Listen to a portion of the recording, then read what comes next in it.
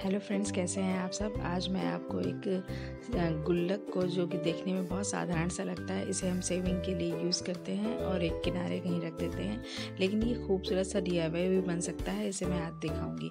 तो आप किसी भी तरीके से डेकोरेट करके इसको आप DIY के रूप में या रूम डेकोर के रूप में यूज़ कर सकते हैं। सेविंग के साथ साथ डेकोरेशन भी आपका बहुत बढ़िया हो जाएगा। गुल्लक को डेकोरेट करना भी बहुत आसान होता है। तो आज का वीडियो आप ज़रूर देखिएगा और हमें ज़रूर बताइएगा कि आपको ये वीडियो कैसा लगा।